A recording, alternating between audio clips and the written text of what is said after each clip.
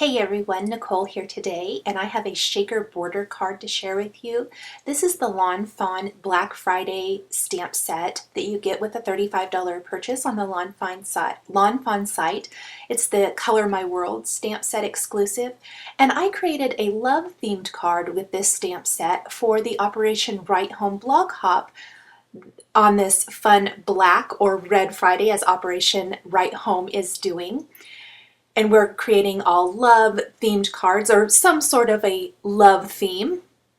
I took these crayon stamps here from the Fawn stamp set, and I've masked off a little bit of this stitched rectangle that I've die cut with a Fawn stitched rectangle die. And then I created a mask from some masking material for the crayon, and I'm stamping them along this bottom edge. I kind of want it to look like a whole bunch of red and pink crayons tossed, along the bottom edge here when it's all said and done. And instead of coloring them all different colors, I did stick to the red and pink theme just to keep it with this kind of love type of idea here. So I'm going to continue to stamp my crayons along the bottom edge. I was trying to find the best placement for these, the most natural kind of look, and I really wanted to make sure that I kept a couple of the crayons little oval opening open so that I could stamp the little face. Now there is a little face that comes with the You Color My World stamp set, as well as the greeting. And then there is some faces in another Fawn stamp set that I can't think of off the top of my head, but it is listed and linked below in the supplies. So I kind of had two different faces for the crayons. You could definitely stamp them both the same and maybe even draw in details if you wanted to, but I chose to use a couple of different faces, and I thought that was kind of a fun way to personalize the crayons. Once I have these all stamped, which I stamped with the Memento Tuxedo Black ink, I'm coloring in my crayons with Copic markers. And I am sticking to about 3 colors per color, or 3 shades per color family, I guess I should say. And I do try to mix it up with maybe a different color of pink crayon here in a little bit, and that really didn't work, and so I'll show you how I fixed that. And I decided to just stick to my 2 crayons and just have multiples of them because that didn't work. Maybe I didn't pick the right shades or something like that. Sometimes that happens, and I always try to find a way to save the card rather than having to replicate it and start all over.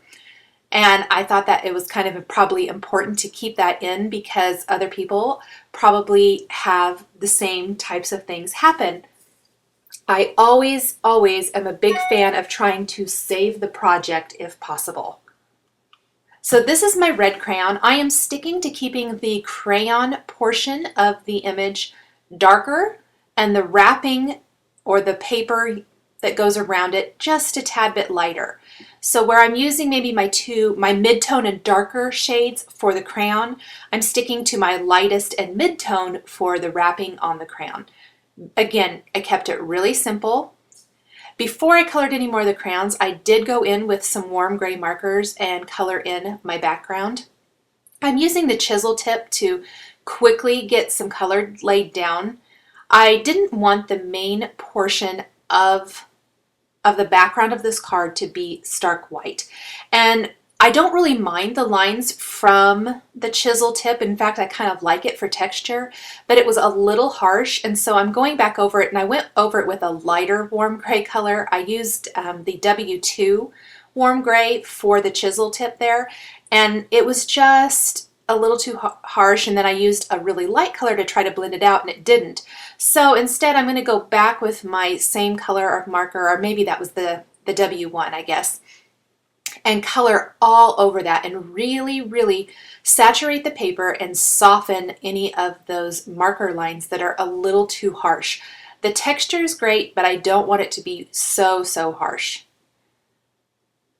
So and around the crowns, to add some shading, I did go back in with my darker, an even darker warm gray marker. Now before I add any of the design and texture to the background, I'm going to go ahead and finish coloring my crowns. This is where I tried to create a little bit lighter pink crown. It wouldn't have been terrible, but it just, for whatever reason, it wasn't working for me. I even tried to warm it up with a warm gray marker and that didn't work. So I let it sit for a minute and I went ahead and went over and colored my other red crayon and decided to go back with my markers that I used for my original pink crayon and colored over it. And it completely changed the color of it and made it look like the other one. So I was able to salvage it and that made me very happy. Go ahead and add my darker color there to the crayon tip and finish with another pink crayon down here in the bottom right corner.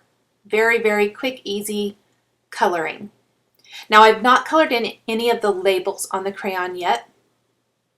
I'm going to go ahead and fill in my background by adding dots.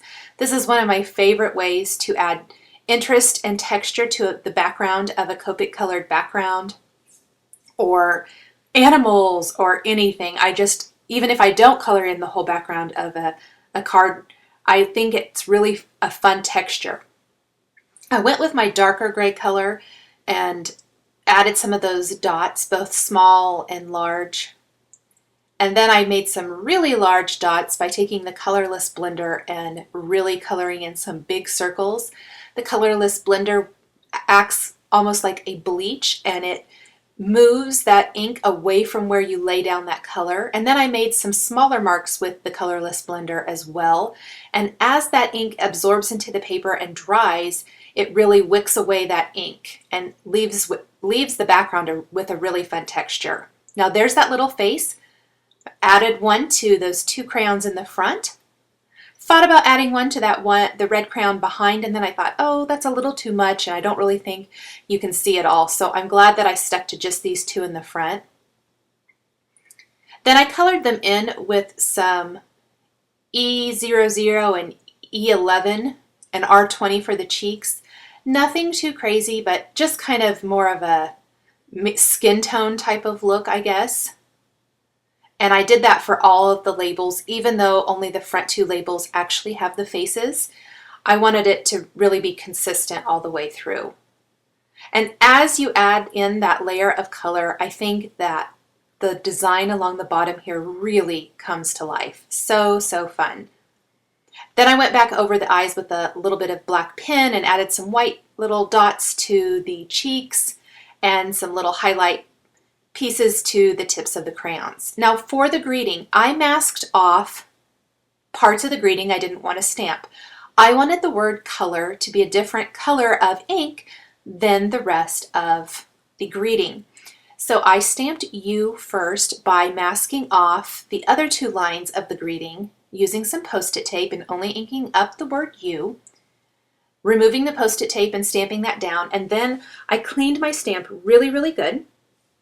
And I'm going to mask off the top and bottom lines and stamp the word color using a red ink. And then I cleaned my stamp again and again masked off the first two lines and stamped the phrase "My World" with black ink. Then I used these fun little wisps with the little teeny tiny hearts. They are from the Signs of Love Lawn Fawn stamp set, and so are the little hearts that I'm using here.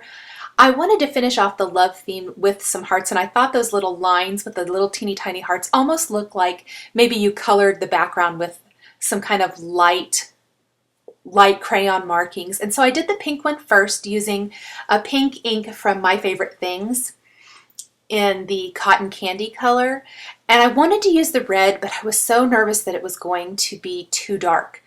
And then I thought, oh, second generation stamping. So I stamped off the first inking of my stamp on a scrap piece of paper and then stamped it on my project for that second generation, and that light red really worked. That way it didn't take away from the greeting on the card, but yet you still kind of have that little bit of texture. And then I added a few hearts kind of up above the greeting and then down below. This finishes off this panel of the card, and you can see I have another stitched rectangle die around it. As I was working, I was contemplating this idea I had, which kind of comes back to this whole shaker border card thing. I wanted to figure out a way to make the border of the card the shaker for this instead of the main inside piece, if that makes sense. So I am using the stitched rectangle dies, and I'm using two larger ones. It's going to be a very narrow frame, that outer frame. And then the panel where I have stamped and colored is going to be on the inside. And the trick, or not on the inside, on top, the trick is going to be where I place my foam adhesive, which actually is very simple, but it took me a little bit to figure out how I wanted to do this easily. And I'll adhere the foam adhesive in a way that allows my shaker material to look like it's just on that border part of the card. I have die cut another piece using my largest stitched rectangle frame, and I've cut that from some clear acetate or transparency. That's going to hold my shaker material inside, and there is my panel. And then I'll place this all on a card base to secure it and sandwich it all together. Now what I need is to add my foam adhesive. So because the frame portion is so thin, I'm having to cut my foam tape into thirds. Normally, if you've seen me create shaker cards, I cut it in half a lot and double it up. Well, I still need to double it up, but it's so thin I need to cut it into thirds. So it's a little bit tricky, not too bad. And it does save you on foam tape, as you're not, using so much, since you're cutting each little strip into thirds to use for the project. Once I have my foam tape all around the edges of that frame, I need to place a piece in the middle, and I was trying to think of the easiest way to do this so that the sequins will still move around. So I placed just a piece of foam adhesive in the center of that and doubled it up. That way the sequins are going to be moving on each side and can get around at the top and the bottom, but yet I still have that stability of the foam tape in the middle so that nothing kind of warps or dips down or anything like that. Now I chose to use pink, shades of pink. I have 2 different shades of pink and 2 different sizes going there, and then I have some silver heart confetti and some sparkling clear. These are all pretty pink posh sequins. I absolutely love them. I'll place my card base on here after I remove all the backing paper from the shaker material. Turn that over, and I have a wonderful, fun shaker border card. I hope you've enjoyed this video showcasing the Lawn Fawn Color My World stamp set for Black Friday 2014. Thanks for watching, and we'll catch you next time.